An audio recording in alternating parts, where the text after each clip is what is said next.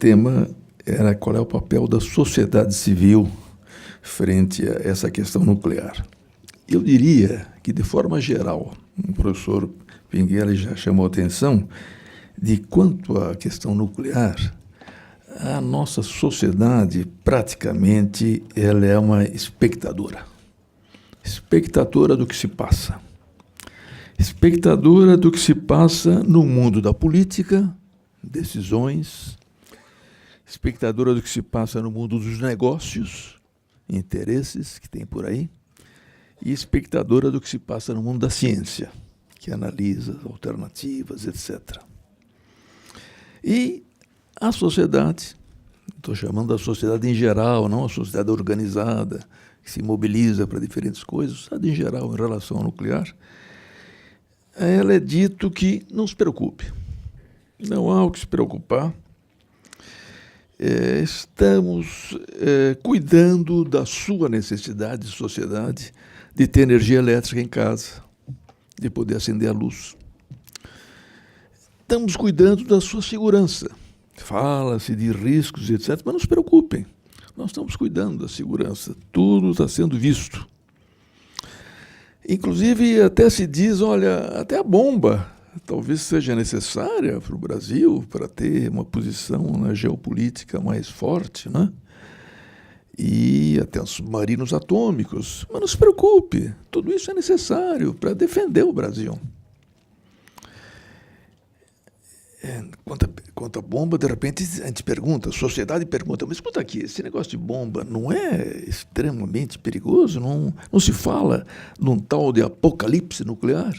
Se houver um enfrentamento com bombas atômicas entre os países?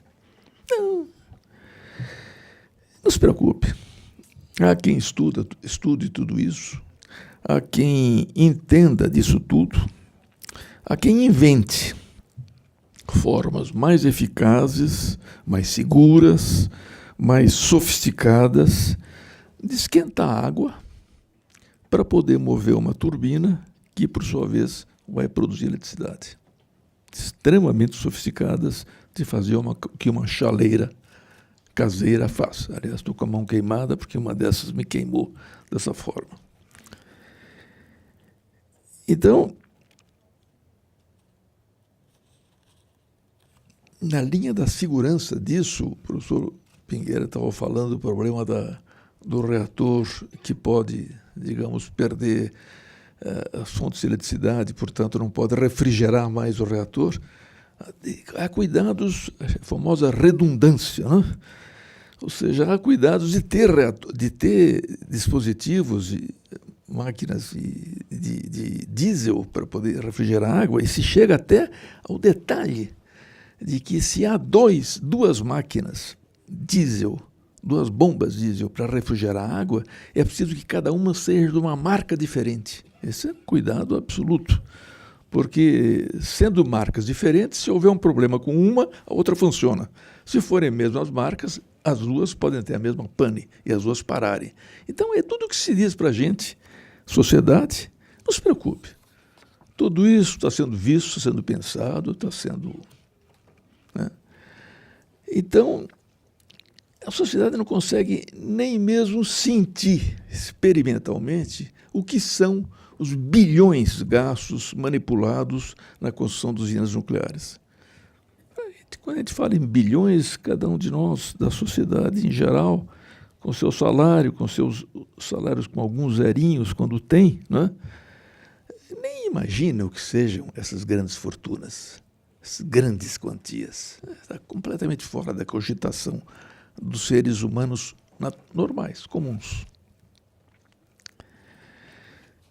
São coisas que não são coisas do nosso mundo, de sociedade simples. São coisas do mundo da política, do mundo dos negócios, do mundo da ciência. Mas, de repente, sempre isso acontece de repente, inesperado, né? Coisas que, inclusive, pareciam impossíveis, como aconteceu o primeiro grande desastre nuclear, acidente de Three Mile Island. Até aquele momento se achava que era impossível, não tem problema, está tudo seguro, tudo garantido, não vai acontecer nunca. De repente, aconteceu, por razões as mais diversas.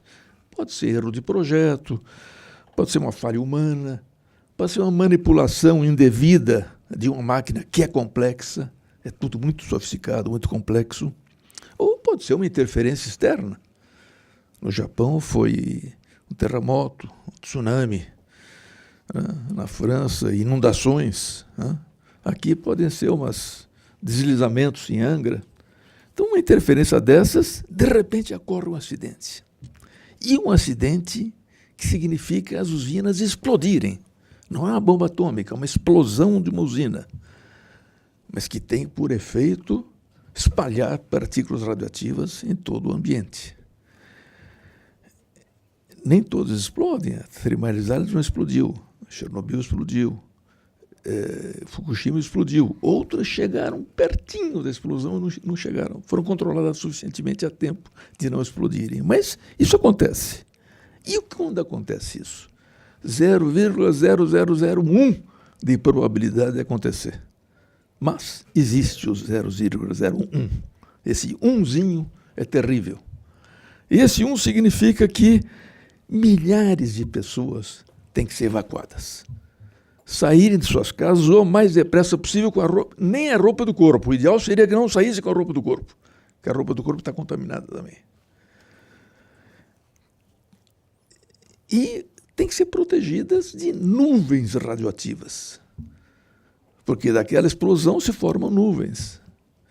No caso aqui, o professor Pinguera estava falando, não sei se o professor Pinguera, São Paulo, Rio, aqui em Angra, né? Se o vento nos for favorável, ele segura, como aconteceu na França, foi naturalmente desmentido. Inclusive, a doutora Monique Senet foi uma das personagens que na França desmascarou essa história de que a nuvem que se formou em Chernobyl veio vindo, quando chegou na beira da França, ela parou na fronteira. Ela não tinha passaporte, né? Não deixaram ela passar. E ela já tinha passado, já estava lá pondo seu Césiozinho em 1000 lugares, né? Então, tem que proteger as pessoas disso aí. E não podem voltar mais para suas casas, as pessoas que foram desalojadas. O terreno ficou contaminado. Tudo, territórios, grandes territórios contaminados. O nosso caro amigo que vem da Bielorrússia vai poder dar uns dados sobre isso, seguramente. O que significa isso? As pessoas perdem seus empregos, perdem a sua história. Começam a ter doenças graves, como câncer. As crianças começam a ter câncer na tireoide e ficam desesperadas. Em Fukushima, eu tive pessoalmente a oportunidade de estar por lá, etc. E fiquei sabendo um caso de um vilarejozinho deslocado, foi todo evacuado. O tsunami tinha matado do vilarejo 19 pessoas. Eles tinham conseguido fugir para alguma montanha, alguma coisa. Fugiram. 19 pessoas do tsunami. O deslocamento das casas deles para um alojamento provisório, quando eu estive lá 3 anos depois, já tinha matado 100 por suicídio. Desespero total. Essa é a realidade do de repente. E aí começam a circular na sociedade lembranças assustadoras. Por exemplo, já se falou aqui várias vezes do negócio de Goiânia. A gente começa a lembrar o que aconteceu em Goiânia. Um aparelho irresponsavelmente abandonado, aberto, ferro velho e tal. Depois começa aquele pozinho brilhante. O ator dessa situação, o dono do ferro velho que abriu, uma das entrevistas que deu, ele falou: eu vi o brilho da morte. Mas ele não viu com o brilho da morte no início. No início ele viu com um brilho bonito. Inclusive ele chegou a dar para uma sobrinha, me parece, filha, não sei, para ela brincar com aquilo, pôr embaixo da cama dela, aquilo que iluminava o quarto a noite inteira. Isso durou uma semana. A professora Emílio, acho que vai nos contar em detalhe essa coisa toda, como é que foi, que ela esteve lá em várias ocasiões. Então, nós começamos a ter lembranças que são assustadoras. E em Goiânia foram 19 gramas. Agora, esses subprodutos da usina nuclear, que fissão do urânio e que transformam em outros produtos, estão acumulados por aí afora em toneladas. Estão. Porque elas continuam produzindo. Nós estamos falando aqui, as usinas estão trabalhando lá na Angra, elas estão produzindo isso tudo, continuam produzindo e acumulando. Guardam a de média radioatividade, baixa radioatividade nos seus anéis, a alta radioatividade nas piscinas, acumulando. Toneladas. E entre essas toneladas, o famoso plutônio bom para bomba. E que ele em si, um micrograma de não sei o que, de plutônio, se por acaso a pessoa respira e ingere, pode contar que a vida está terminada. É rápido. Vai direto para o pulmão, não sei para onde vai. Eles têm, inclusive, caminhos para fazer no corpo da gente. Agora, depois a gente começa a ficar sabendo, a sociedade começa a ficar sabendo de informações que não são somente assustadoras, são preocupantes. Então, por exemplo, usina em construção em Angra dos Reis. Bonito, se fala muito, propaganda, está aí, finalmente, Angra 3. Depois as duas maravilhosas, Angra 3. Só que, já se falou aqui, ela está com um projeto de 40 anos atrás. O projeto com que se constrói essa usina não levou em conta acidentes que aconteceram depois. E, obviamente, não foi atualizado. Não foi refeito, não foi revisto. Apesar de alertas que foram feitas. E aí a gente fica sabendo de outra coisa, que é uma coisa que no Brasil nos preocupa muito atualmente, muito, que é a famosa corrupção.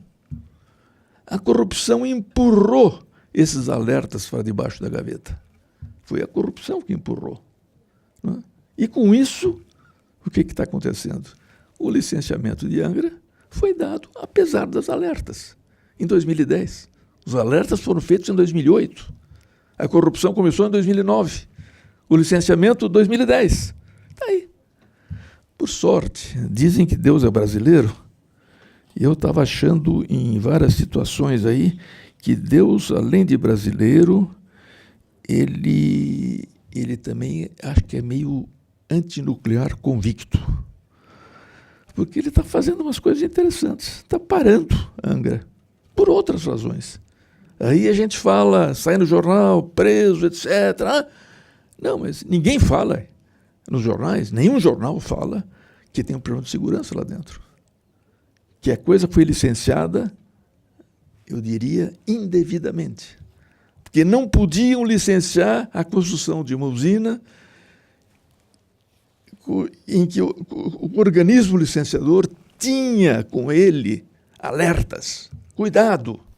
Esse tipo de acidente, que o primeiro aconteceu em Three Mile Island, o segundo foi Chernobyl, é o chamado acidente severo na linguagem dos técnicos, que é acidente em que o calor é tanto que o coração do reator funde, ele derrete.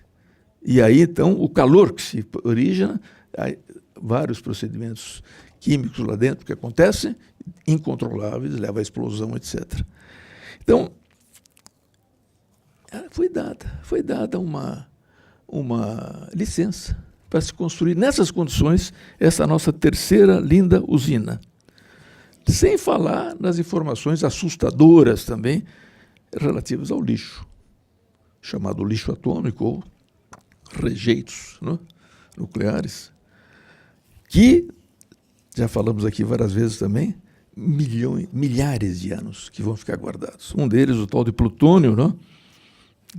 Ele perde a metade da massa radioativa dele, leva 24 mil anos. Quer dizer, é algo terrível. Bem, mas sempre as vozes do mundo da política, do mundo dos negócios, do mundo da ciência, puderam nos dizer, não se preocupem, estamos cuidando de vocês.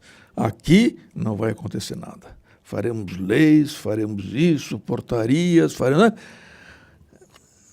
Nem adianta. O Ministério Público faz uma ação civil pública, fica aí, o negócio anda e não anda. Não avança. E continua. A doutora Sandra contou de Belo Monte, né? um monte de ações e continuam construindo. Angra está parando porque não estão pagando as empresas, não porque tem problemas de licenciamento. E a ação civil pública, uma delas movida lá em Angra, não foi nem aceita, foi parada.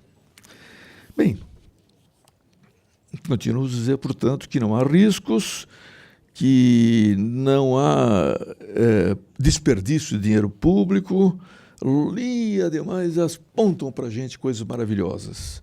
Logo, nós chegaremos a técnicas mais seguras de esquentar água. Em vez de quebrar átomos, fissão, nós vamos passar para outra etapa, que é a fusão de átomos. Maravilhoso. Nós vamos fazer sóis na Terra, que a fusão é o que se passa no Sol. Mas a capacidade inventiva da ciência humana está descobrindo uma maneira de fazer aqui na Terra o fenômeno que acontece no Sol. E que, portanto, será muito mais eficiente do que o calorzinho da fissão. A fusão, sim. Então, apontam. E a gente diz, olha que maravilha. O mundo da técnica nos diz, não se preocupem, toquem o bonde, que a vida é assim, sim. Aí a sociedade tem que se perguntar, dá para confiar nisso tudo? Dá para acreditar nisso que nos dizem? Ou será que não seria melhor que a gente procurasse entender um pouco mais o que acontece? Que é tão tremendo, tão assustador, tão perigoso. Será que não dá para impedir que sejam cometidos os verdadeiros crimes coletivos contra a vida dos seres humanos? A sociedade fica numa situação complicada. Ela é, ao mesmo tempo, beneficiária dessas coisas todas, que acende a luz em casa, está bonito, funcionando, outra faz um tratamento médico, uso medicinal, e, ao mesmo tempo, ela é a vítima. A vítima de aventuras de feiticeiro. Vítima da impossibilidade dos seres humanos chegarem a ser deuses, que tudo sabem e tudo controlam. Como o ser humano vai chegar a ser Deus? A sociedade é vítima deles. Acho que não há outra alternativa à sociedade senão acordar. Acordar. E aí vem o problema. Quem? Todos. Estamos um mínimozinho de gente acordada para isso. Mínimozinho. E temos que agir para nos defender. Eu sou um dos milhões de membros da sociedade que não estão no mundo da política, não estão no mundo dos negócios, não estão no mundo da ciência. A única coisa que eu posso fazer é votos. Votos de que um seminário como este nos ajude a acordar e acordar mais gente. Nos ajude a construir uma consciência social sobre os limites e os riscos das usinas nucleares. Muito obrigado.